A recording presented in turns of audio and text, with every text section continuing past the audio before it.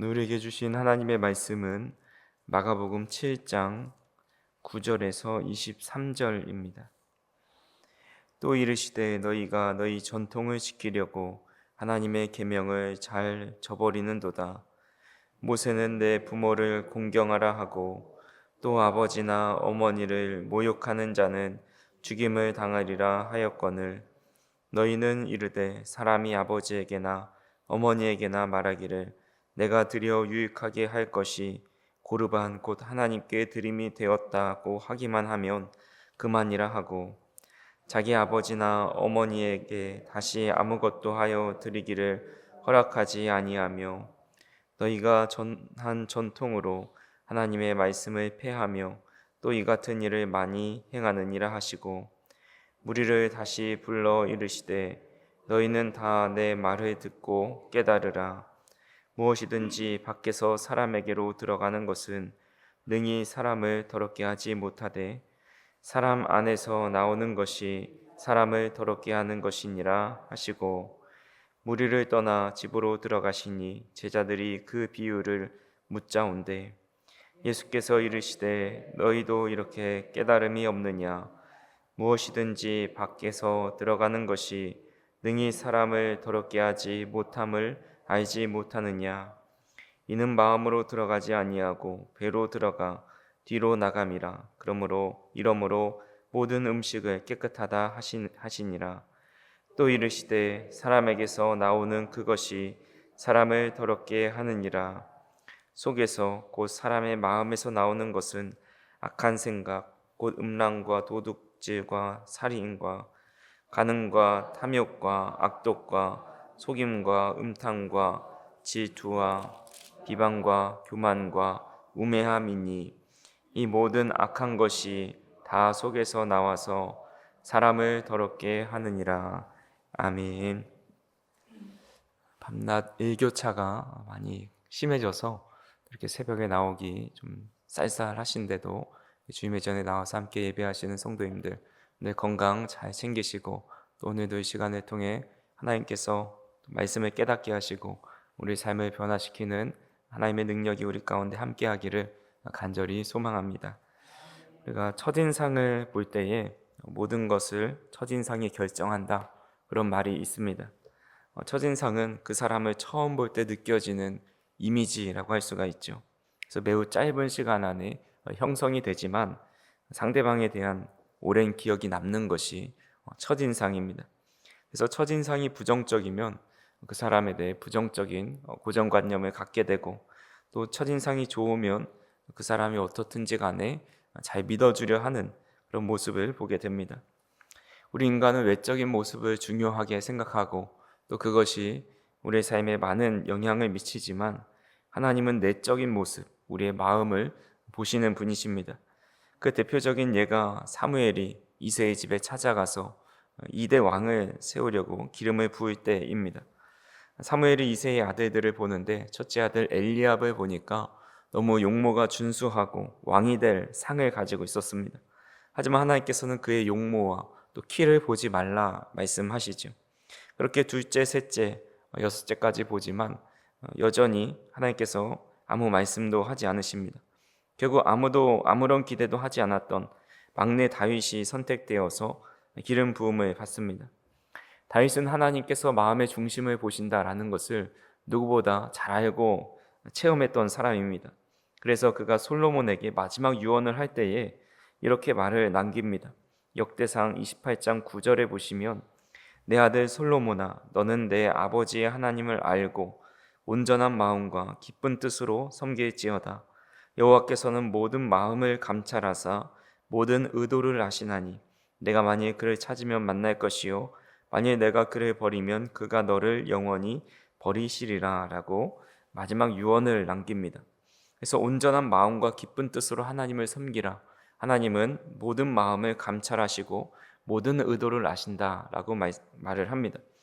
솔로몬도 그런 하나님께서 마음을 감찰하시는 분임을 늘 깨달으며 또 경험했습니다. 잠언 21장 2절에 사람의 행위가 자기 보기에는 모두 정직하여도 여호와는 마음을 감찰하시느니라 라고 이야기합니다. 우리가 살아가는 시대는 외모 지상주의라 불릴 만큼 외적인 것들, 또 재산, 타고 다니는 차, 이런 살고 있는 집, 이런 것들을 많이 봅니다. 하지만 하나님은 단 하나도 외적인 것을 보지 않으십니다. 우리가 하나님께 나올 때 어떤 옷을 입었는지, 또 어떤 재산을 얼마나 가지고 있는지, 또 어떤 외모를 하고 나왔는지를 전혀 보지 않으신다라는 겁니다. 우리가 어떤 마음으로 하나님께 나와왔는지, 기쁜 마음과 감사한 마음으로 주님께 예배하고 또 어떤 마음으로 섬기고 있는지 보신다라는 것입니다. 그렇게 오늘도 예배할 때 우리가 하나님 앞에서 정직한 마음, 또 하나님을 진심으로 사랑하는 마음, 하나님께 모든 것을 내어 맡기는 겸손한 마음으로 하나님께 나아갈 수 있는 저와 우리 성도님들이 되기를 간절히 소망합니다. 오늘 우리가 읽은 말씀을 보시면 어제 살펴보았던 예수님과 이 바리새인과 서기관의 이 대화의 연속입니다.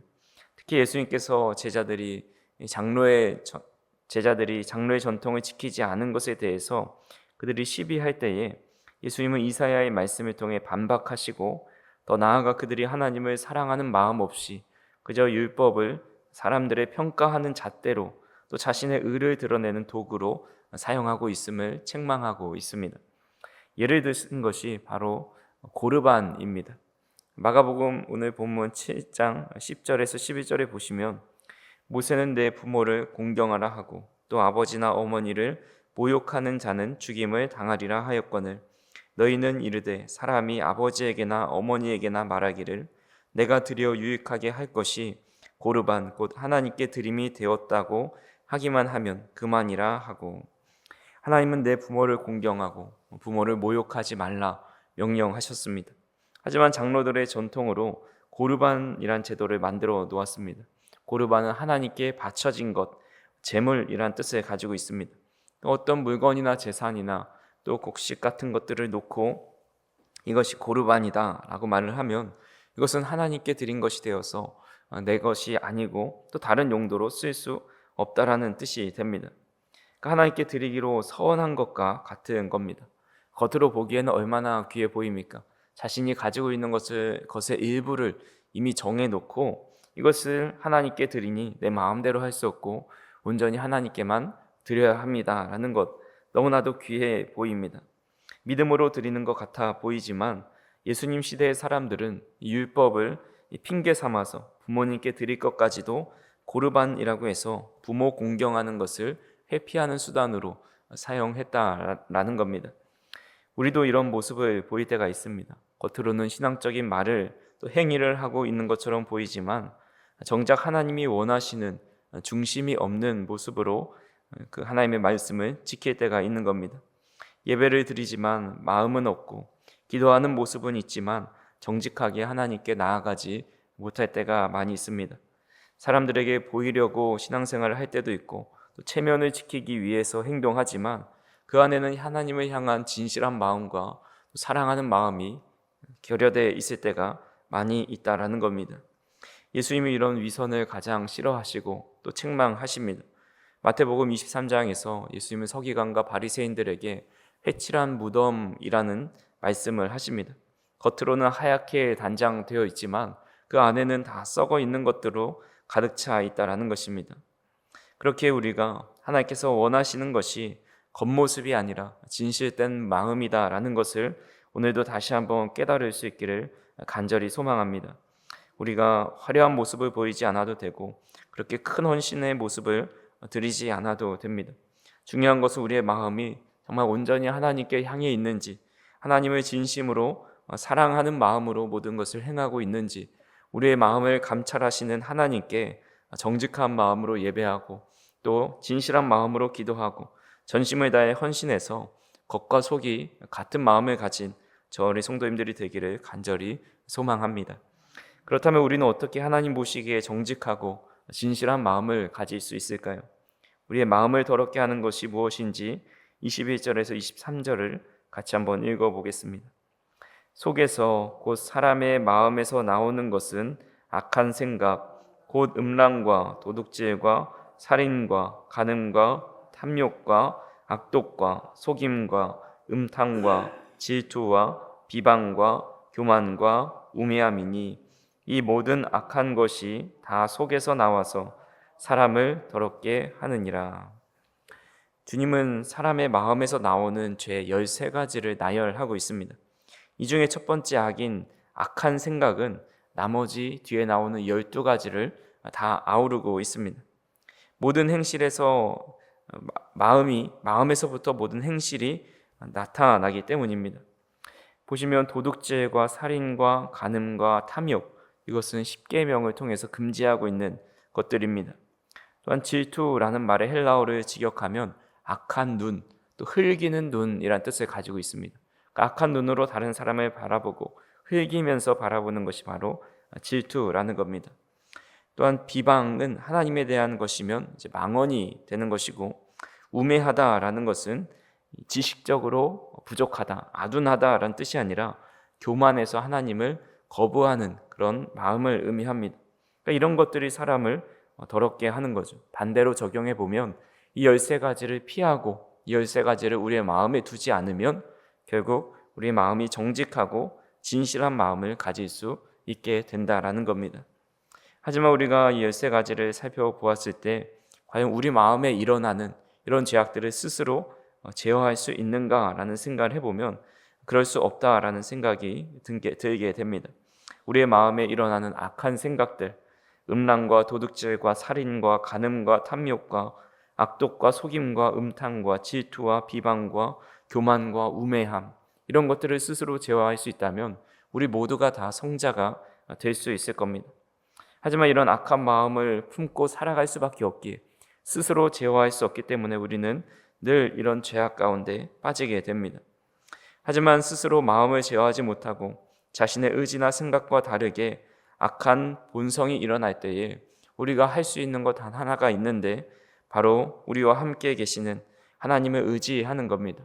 우리 안에 계시는 성령님으로 충만해질 때에 이런 것들은 사라지고 대신에 수많은 성령의 열매들이 맺히게 됩니다.